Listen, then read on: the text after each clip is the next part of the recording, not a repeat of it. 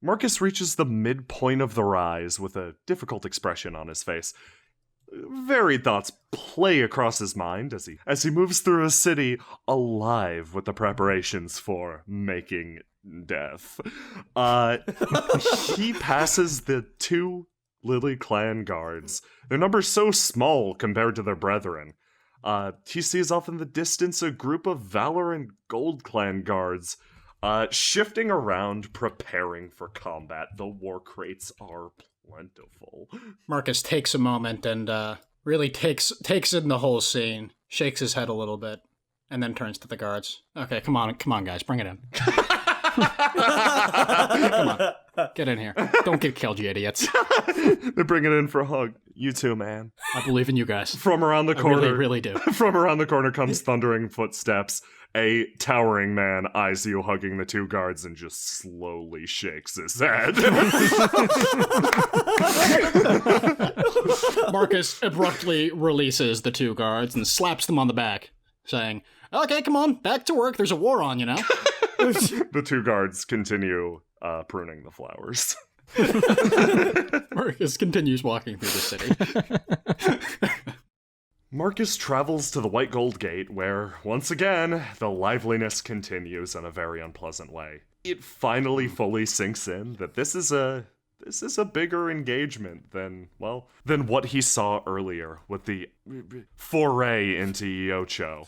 This is deliberate, considered, and pervasive. The very air seems to ring with the sounds of war. Marcus looks out on the city. You see, off in the distance, standards being raised, the long flowing flags of Honorant being repurposed to a different end.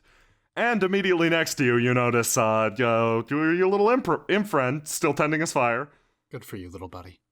Good for you. He now has a tiny Valor Clan helmet on. Oh, that's adorable. He bids farewell to his imp family and goes off to war. Oh no. Oh my god. Oh my god. Okay. He's a big boy. It's his choice, Marcus. It's his choice. And he looks out over the city and realizes that this might be the last time that he sees everything like this intact, not entirely on fire. The craters and burn marks are still evident. You've grown quite fond of them. You're damn right I have. He takes it all in and shakes his head as if to clear the thoughts. Marcus returns to the Dust District. The long afternoon growing even longer. Looks out at the market. Sees Rat there, peddling his wares. The soldiers have seemingly moved on from this district from earlier. Ah, it's very peaceful here. The tranquility is almost off-putting from what you saw earlier. Whew. Marcus clears his head and... You slowly crack the door and overhear snatches of a conversation. So that's exactly what I'm saying, Gregor. At that point, it's no longer a horse. I think the concept of a horse is more flexible than that. On this, Marcus bursts into the room, all smiles. Look, I'm just Hello, saying... everybody. I'm just saying, hey, Marcus, we're talking about dire horses right now. I'm just saying I have seen a dire horse and I even ate one once, and it tasted terrible, but it happened. That is no longer in the realm of horse. Listen, the second it has arms...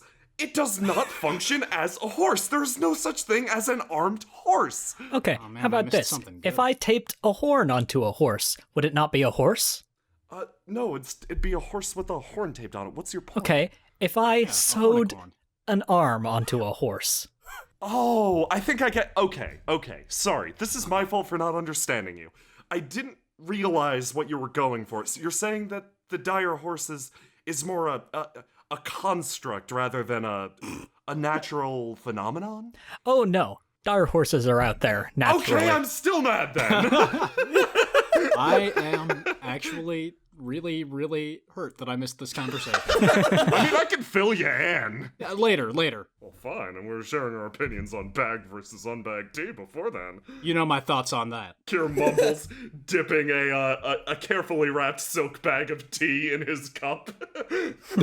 Marcus pulls out a muck of hot water and says, "Teammate." Kier does a behind-the-back trick shot of the specific blend he and Marcus custom engineered. Marcus whips his mug around attempting to catch it, fails, and then takes a sip of the hot water anyway. Frankly, I'd be furious that you're doing something so terrible to tea, but at the same time, I kind of want in. Teaming. Oh, we have room on the ground floor for investors. She puts up a hand, Kier does a behind-the-back shot. She takes the tea bag, splits it open, and just examines what's inside. Are anybody else's eyes watering? Yeah, that's just the brutality. You'll get over it. You'll get over it. It passes. You'll get over it. You have to get over it. You really want to get over it. Do your best to get over it. If you have a to-do list, put getting over it at the 1, 2, and 3. Gregor begins furiously blinking. Oh, Marcus, I think you were about to say something that was maybe a little less important than that. I was.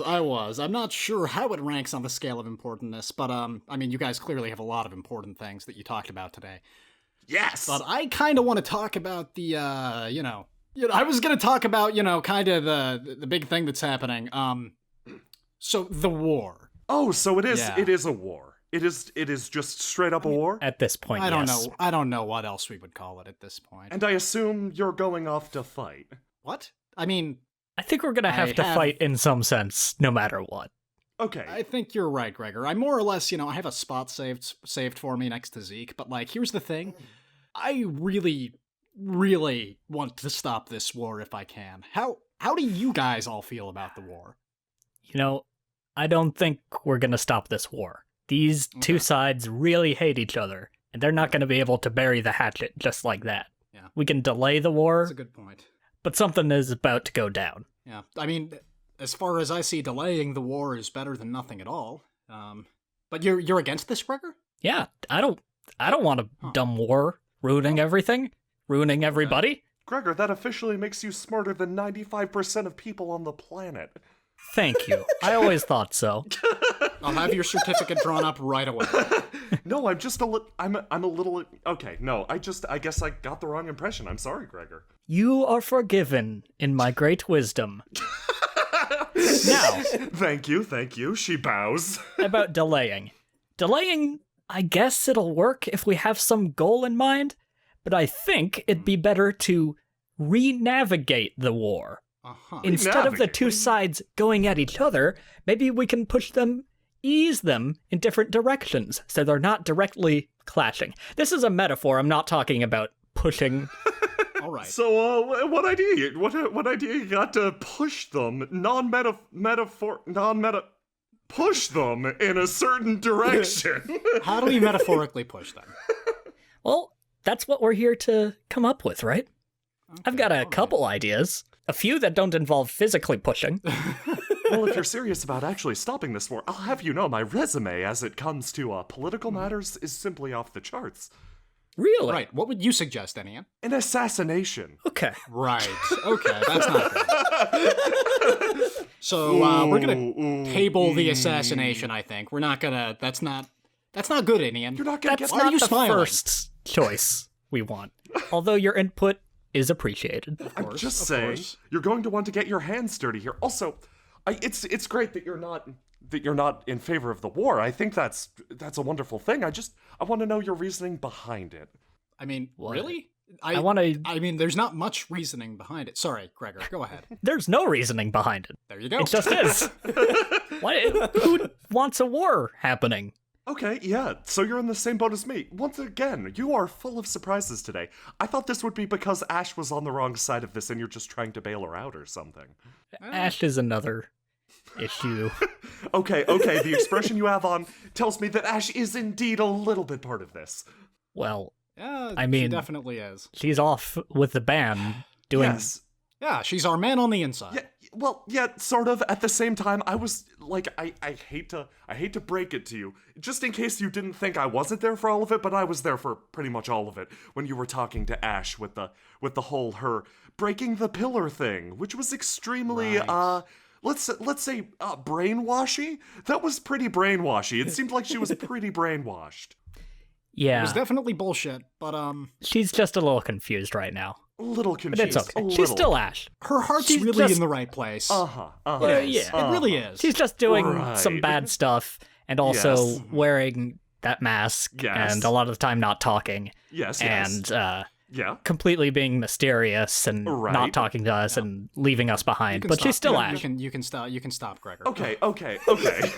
I get your point, Inian, but I'm confident that Ash will come through for us if it's needed. We can dirty her brain up. Exactly. Metaphorically. What's keeping you guys from being on the same page with me on assassination? That is dark, Inian, okay? Assassinate, that's something that really, really evil people do. That's a vizier move right there, Inian. Well, It seems like this is totally up your alley. In fact, I can see you smiling right now, Marcus. Okay, I'm grinning maybe a little bit. You're grinning a lot, man. Okay, I would maybe consider assassination as our very last ditch effort. Okay, It's a short-term we've gotta have- solution.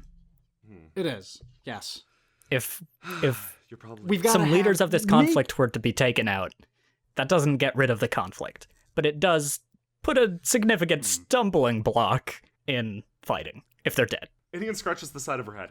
Gregor, you're really not wrong about that. Assassination is definitely not a long-term solution. It's just the first one that came to mind. If you have anything better, please go ahead. It's... I mean, I don't want to kill anyone if we can help it. Here's a better plan. Moat. Uh-huh. Elaborate. Please, tell me about this boat. We dig a moat. Oh, moat! There, I you can heard have a boat on boat. it, I guess. Okay, where would this moat be from, and where would it be to? Between the two sides. To All right. a hole. I'll At write the that bottom of down. the moat. Okay. Moat. I'm liking the sound of this because it lets me put to work a lot of experimental equipment. I think we should put it above assassination, Gregor. I think I'm just it's throwing out definitely ideas going here. definitely above Anyone can chime assassination, in. right? I think it's a little below assassination. Definitely above assassination. Above assassination. it is. Definitely above assassination. So, I mean, I don't want to kill anyone if I can help it, but maybe if we were able to, I don't know, kidnap all of the various leaders? I mean, right? Like if we ambushed them, Us got them do all, that? stuck them in a room? Yeah. Kidnapping is like assassination, but without the killing. I know. And also they there's can the fight back. implication of the killing Against but us. The important thing is if we remove the head from the snake in this case being the respective armies of the Ban and Jinkala, then, they probably won't be able to fight without their leadership. That's what I was Right? saying. Maybe. Same thing about assassination. It has the same Okay, advantages but- and disadvantages, except without the murdering people part, which means it's a less permanent solution. And more disadvantages because they'd be fighting us then. We'd no longer have whatever control we have right now as champions. And also, those guys are really, really strong. I think we should put that below Moat. I think Moat is still our top choice right now. I mean, Well, we moat could it probably is. take them. No problem. We could. But, we could. I agree it's not a very good plan. It's just, I'm just thinking out loud. that's okay. I notice also, just by chance, is that the seal of the Ascendant Champion? Oh, yeah. No, it is. I just got gifted this baby. That's pretty nice. That thing's Ascendant super. Champion. That thing's super cursed. That thing's like super cursed. Yeah, it's extremely bad luck. Marcus looks down at the emblem. Yeah, dude. I'm not going to take it off because it looks fantastic on Okay, me. just stay What away is it from boats. descended? Boats? Why boats? Boats. Did you not hear about the boating accident? What? Maybe we Should need I to have? rethink this moat plan. I could have sworn that one was missing ever since it went into the Great Sea, but well, here it is. Color me a little impressed. You have a little more authority this way, Marcus. What exactly is an ascended champion? It's like a champion times 2. So a double champion. Exactly like that. So yes, sort of a double champion. I'm happy for you, Marcus. Marcus waggles his eyebrows. Oh, thank you, Gregor. Oh You man. want to be a double champion too, don't you? I've been doing this for a while now. I'm used to being a double champion. Marcus is already a double champion. Oh, crap, that's right. Yeah. I guess I'm he's kind ahead of like ahead your of the game senior, or I can be a mentor. All right. I'll ask you if I have any questions about double championing. Okay. Gregor stares straight at you over his shoulder. You see Ian just smirking at you. Okay, so war. Maybe if we march with the Jin Collins and make a massive, terrifying spectacle, like, some big illusions or something, we can scare the ban away? That doesn't sound right. I can't really make illusions. Yeah. I can be really scary, I guess. I'll probably do that anyway, no matter what plan we go with. Fair enough. I think you need to realize that sometimes fate moves in to do destined things. Right now we are like but one ascended champion, caught between two boats moving in the night. Oh. But wait, ascended champion and boats? What are you trying to say? Inian whispers to you, he's talking about the boating accident. All right, we'll put that one right above assassination. No, I merely speak of destiny and the shape, the course that this world is currently setting. Okay. But Destiny's bullshit. Yeah, Destiny is kind of dumb and made up. You know what? Marcus looks down at the slip of paper with our plans on them. You know what? He stands up. I think we're falling into the same goddamn trap as everybody else. What trap is that, Marcus? Moat? No. No. Everybody thinks of this war as this huge, inevitable thing. That both sides have their legitimate grievances, and that the only recourse is to meet on the battlefield and slaughter each other until one side is announced the victor. And that's ridiculous. We have two terrible sides to choose from. I say fuck that, is what I say. That's a poisonous goddamn line of thought, right? Colvin puts up his hand, but destiny! I slap Colvin in the face. You shut your mouth! Destiny is a ridiculous word that doesn't mean anything. Look, guys, we've done incredible things, right? Kier nods I along. look around the table. Kier nods along with every word you're saying. He looks incredibly proud of this train of thought right now. Inian, on the other hand, eyes you skeptically, her brow furrowed, but a smile plays across her lips. Like that time we beat that guy. Exactly. And the time we beat that other guy. Oh, yeah. I'll admit, from what little I've seen of you guys, you have a habit of the unexpected, but right now you're acting on a blood feud that's lasted for centuries. You think you can outdo that with what? What do you mean, with what? With what, Marcus? Inian, I don't know about you, but I am Marcus freaking Valafi, okay? It's true. I don't dance to somebody else's tune. I sing my own tune, louder, over them, until they stop, and I dance to that, while I toot my own horn, okay? All I'm saying is if there is literally anybody who can find some possible way out of this shitty situation, it's clearly got to be us, right? There's nobody else it could be. I think that absolutely is the case. Only we have the toolbox available to make shit go completely awry for everyone.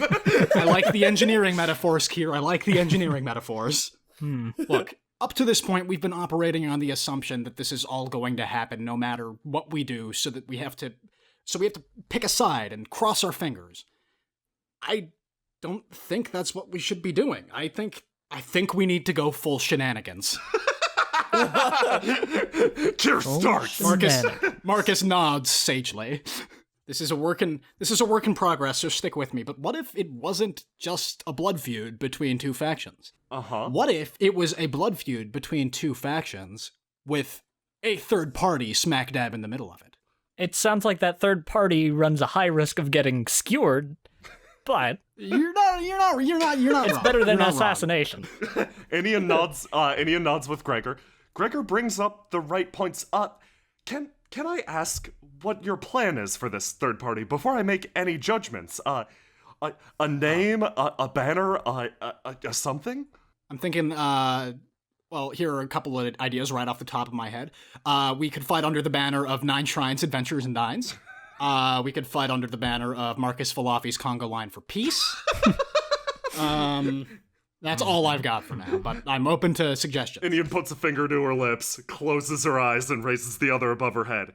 If you engage in a war under any name of equivalent quality to that, I will support you with every fiber of my being, so that sages and historians have to write about it for centuries to come. I like that attitude, Inian. I really do. That's what we need brought to the table. Kier slams his fist down on the table. I think it goes without saying, but I obviously support Marcus Falafi's conga line for free dinner. Yeah, that's what we need brought to the table. I've never been for fighting for the clans or the champions or anything. I've been fighting for what's right, which is generally whatever you're doing at the moment that involves shenanigans and tipping shit over. Hell yeah. Yeah. Look, we can, I think we can actually do this. Like that out there, Marcus points behind him. Two factions, each of them with their own moral high grounds, preparing for a bloodbath. That's the real world. And it sucks. But I really think that we have a chance here to make a better, happier, maybe slightly dumber world. Most likely. And there's definitely a possibility for failure, and we're definitely going to need help. And, I mean, there's probably the possibility that we make everything worse by involving ourselves in it, but I'm getting less inspirational as this goes on. No, you said something perfect! Inian stands up.